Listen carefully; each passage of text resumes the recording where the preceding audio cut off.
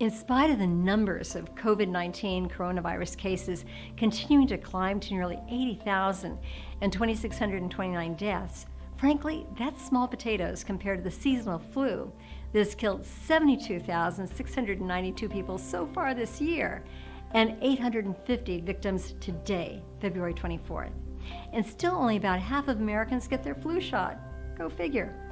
Plus, in spite of the media's preoccupation with the bad news, the good news about COVID-19 is that according to Worldometers, which tracks all things coronavirus related, the total number of active cases has dropped to under 59,000. Hi, I'm Amy Grant of the ABL organization, and here are several ways that technology has been used in China to tame the virus, making it largely responsible for the decline of China's active cases. The first report of a case of pneumonia from an unknown virus in Wuhan was diagnosed on December 8th, and by New Year's Eve, AI company Blue Dot published the first alert about the virus. By January 10th, thanks to significant advances in genome sequencing, the Wuhan virus genome was completely sequenced by Chinese scientists and made available to their scientific peers. 2 weeks later in Wuhan, construction began on a 1,000-bed Hushenshan and then 1,600-bed Leishenshan hospitals. Both of them opened within 12 days. Obviously, the Chinese contractors didn't need to contend with California's Oshpod. By late January, thanks to newly installed 5G technology, experts from 718 miles away in Chengdu were able to remotely diagnose those in Wuhan with the coronavirus. This was the first use of telemedicine for remote diagnosis. Previously, 5G's potential for remote medical services was largely theoretical.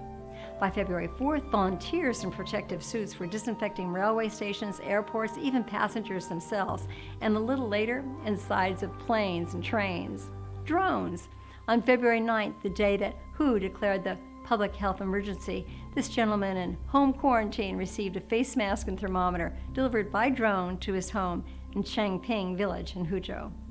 2 days later, China launched its coronavirus app, dubbed the Close Contact Detector, to let people know whether they were at risk of catching the disease based on their proximity to someone who had it.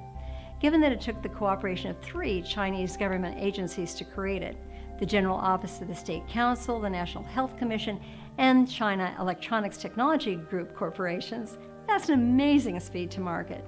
Meanwhile, Shanghai Public Health Clinical Center and other clinics began using VivaLink's continuous temperature sensor to curb the spread of the virus. The wireless Bluetooth-enabled sensor, which adheres to the skin like a colorful bandage, allows healthcare workers to monitor patients remotely and automatically, rather than physically checking on the patient's temperature every few hours with a mercury thermometer. And in the rest of the world, quarantine control officials began screening the temperature of arriving passengers using thermal imaging devices similar to this handheld unit being used at Moscow's Vnukovo airport. And last week, Veridus Laboratory announced it obtained provisional authorization from Singapore Health Sciences Authority for its VeriCOV detection kit, which produces results in just 2 hours. Obviously, the saga of the COVID-19 virus is not over yet, but thanks to technology and aggressive containment approaches, hopefully it soon will be, at least in China. And ideally, countries like South Korea, Italy, Japan, and the United States will be equally aggressive in both their containment policies and use of technology. Please share your suggestions as to what other technologies should be used to contain COVID-19 in the rest of the world.